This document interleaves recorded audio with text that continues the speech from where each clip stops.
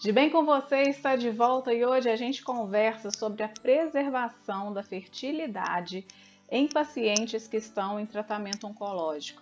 Gente, são vários detalhes, né? E a gente está descobrindo isso hoje junto com a oncologista Flávia Rocha Paz e também com a médica ginecologista Márcia. Eu perdi seu sobrenome aqui, Márcia, mas eu já Mendonça acho. Carneiro. Mendonça Carneiro, exatamente. As duas são do grupo Oncoclínicas. E, doutora Márcia, a senhora falava aí a respeito do câncer de mama, que existe o medo da estimulação hormonal. Aí eu gostaria que vocês duas me falassem um pouco a respeito disso, né? Como trabalhar essa questão da fertilidade nesse meio tempo aí com a paciente em tratamento mesmo do câncer de mama? Existem alguns tipos de câncer de mama, que são os tumores luminais, que eles são receptores hormonais positivos. O que significa isso? Que a célula do câncer de mama, ela se alimenta, ela cresce baseada no incentivo, né, na estimulação pelos hormônios femininos, estrogênio e progesterona. Então, tem um receptorzinho na membrana celular, para ficar mais fácil de compreender, e o estrogênio e a progesterona vão lá, se ligam e estimulam aquela célula a se proliferar, a célula do tumor.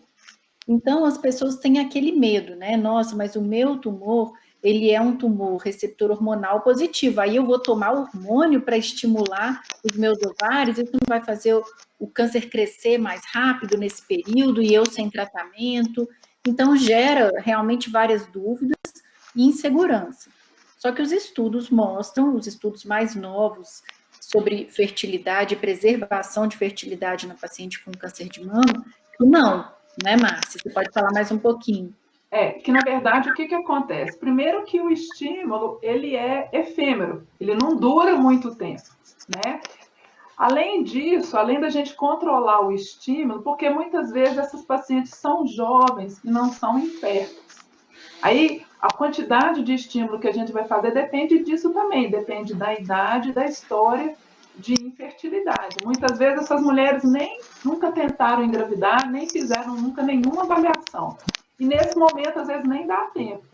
Mas aí a gente começa com uma dose, controla os níveis hormonais e entra com uma medicação paralela que ela bloqueia esse pico muito grande do estrogênio, que vai ser esse hormônio nesse período inicial. Então, o que a gente tem de estudo mostrando de longo prazo e as próprias dosagens que nós fazemos ao longo do ciclo é que não há uma piora de prognóstico, nem uma piora de estadiamento, nem um aumento do tumor quando você faz esse tratamento. E do ponto de vista de satisfação, do ponto de vista psíquico, a paciente que faz a preservação da fertilidade, ela tem uma perspectiva melhor. Fazer preservação da fertilidade significa esperança em melhorar, esperança de cura. Então, a perspectiva de tratamento também é melhor. Né? Então, isso faz uma diferença muito grande. A gente vê que muitas pacientes submetidas ao tratamento, grandes queixas e às vezes um pouco da insatisfação vem da possibilidade de nem ter discutido isso. Né, Flávia? É importante pelo menos aventar e deixar a pessoa fazer uma escolha que pode ser segura e que aí você vai pensar também, mas e a gravidez depois? Uma gravidez você vai ter níveis hormonais muito elevados, mas ainda assim é possível fazer esse tratamento e ter uma gravidez saudável depois de um câncer de mama. Antes da gente falar aí a respeito do tratamento mesmo, nós citamos a menopausa. E nesse período, muitas mulheres precisam da reposição hormonal, às vezes até antes, né? Como é que fica, então, essa questão da reposição hormonal? Ela também é segura, assim como o uso de hormônio que vocês Para falam? paciente pós-câncer, para câncer de mama, não, é uma contraindicação absoluta. Para essa, aí nós vamos ter que separar duas coisas. Uma coisa é a mulher que faz a menopausa naturalmente, a outra coisa é a mulher que faz a menopausa muito antes do período que ela deveria fazer. Em qualquer situação, o câncer hormônio dependente, e o câncer de mama é um câncer hormônio dependente, é uma contraindicação absoluta para a reposição hormonal. Isso não quer dizer que essa mulher tem que ser deixada lá sofrendo com fogacho, com secura vaginal, porque a gente tem opção de tratamento. Além disso, se, por exemplo, a menopausa dela veio por causa de um tratamento oncológico e ela tinha menos de 45 anos, a gente precisa tratá-la de alguma forma, porque ela precisa de manter massa óssea, ela precisa de manter a lubrificação vaginal, ela precisa de controle, porque o estrogênio é importante para a saúde cardiovascular.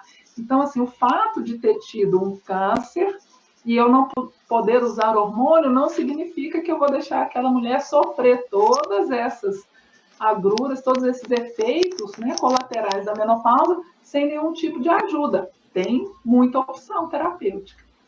Quer completar, doutora Flávia?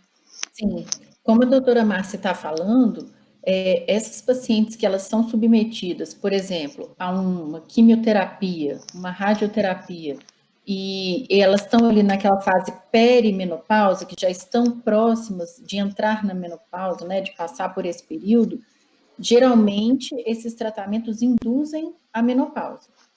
Então, elas já começam a sentir aqueles fogachos, tem a questão da massa óssea que ela pode perder, e é de extrema importância a gente orientar essas mulheres, porque o tratamento delas também, a longo prazo, com hormonioterapia, depois da quimioterapia, vai agravar esses sintomas. Então, existem tratamentos não hormonais, como atividade física, acupuntura, alguns outros medicamentos que a gente pode inserir e ver a resposta, que são de extrema importância, porque a paciente está curada de um câncer e aí ela vai perder a qualidade de vida que ela tinha.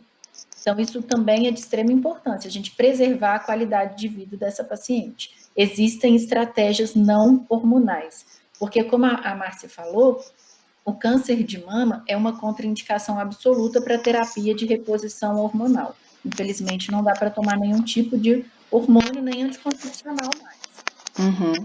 Anticoncepcional hormonal, né? Sim. A doutora Flávia falou dos tratamentos ouro na preservação da fertilidade.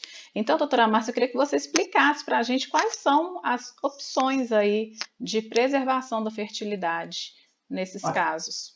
As melhores opções quais que são? A gente fazer uma técnica de reprodução assistida, ou seja, eu vou ter que estimular esse ovário, dou medicação para estimular o ovário, em vez dela ovular uma vez só, ela vai ovular várias vezes, eu acompanho isso com ultrassonografia, quando está no tamanho adequado, nós vamos com um pequeno procedimento cirúrgico, ela vai fazer uma sedação, e a gente colhe com auxílio de ultrassonografia, colhe o óvulo, aí eu posso congelar somente o óvulo, ou às vezes a paciente tem um parceiro e ela quer deixar o embrião congelado. Eu pego o óvulo com o espermatozoide dentro do laboratório, fertilizo, o embrião começa a desenvolver, eu congelo. Esse tempo de congelamento, ele dura o tempo que for. É como se houvesse o óvulo ou o embrião estão paralisados naquele estágio de desenvolvimento.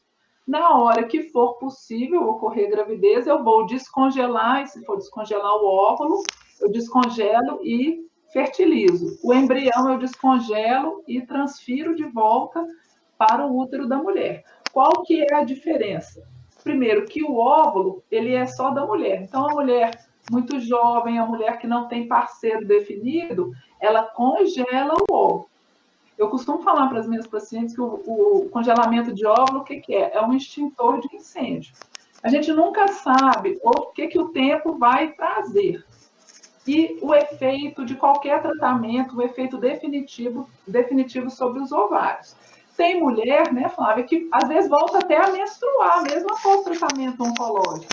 E a gente tem, às vezes, até que orientar para essas pacientes, que às vezes elas falam, eu fiz quimioterapia, eu fiz o diagnóstico, né, de menopausa precoce, que o termo correto é falência ovariana prematura, né, ou insuficiência ovariana prematura, e eu não preciso preocupar com contracepção, e de vez em quando aparece uma gravidez não planejada. Por isso que essas mulheres precisam de uma orientação global.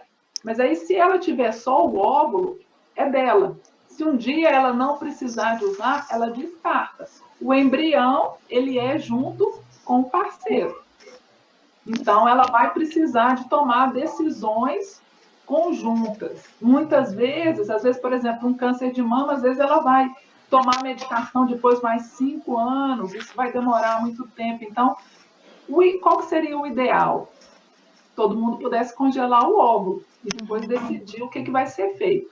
Mas em algumas situações a gente congela embrião e aí vai depender do tempo de tratamento, da idade da mulher, da perspectiva de segmento. Por isso que isso é uma conversa muito individualizada, levando em consideração a idade da paciente, o tipo de tratamento, qual que vai ser o segmento, a perspectiva e até a conversa daquele casal. Eu tenho casais que preferem congelar óvulo porque isso é mais fácil a longo prazo. Se eles quiserem, por exemplo, eu vou descartar, eu não quero mais isso. E tem também a própria crença da pessoa. A pessoa acha, eu não vou deixar um filho congelado. Então, isso tudo a gente tem que conversar e chegar qual que é a melhor opção, avaliando risco-benefício. Claro, até porque um embrião não é tão simples assim. Se esse relacionamento deixa de existir, Não. né? É complicado, Exatamente. né? Exato. Agora, eu li alguma coisa a respeito de tecidos, né? Também é possível fazer a retirada do tecido ovariano? Sim, mas é experimental ainda. As taxas de sucesso são muito pequenas. Então, assim, eventualmente pode-se fazer retirada de tecido ovariano, mas aí depois eu tenho que pegar aquele tecido, descongelar, amadurecer os ovos. Então, por exemplo, em criança, que às vezes tem câncer e você, ela não chegou nem a ovular, a fazer a primeira menstruação. Então, aquilo dali está tudo imaturo. Eu tenho que ter técnica adequada para maturar in vitro, para ele ficar pronto, o óvulo ficar pronto para fertilizar. Isso ainda é muito incipiente. Gente, assim a gente encerra mais esse bloco. Daqui a pouquinho a gente vai fazer mais um intervalo. Daqui a pouquinho eu volto a conversar com vocês duas. Tudo bem com você? Vai para o intervalo, mas volta já já.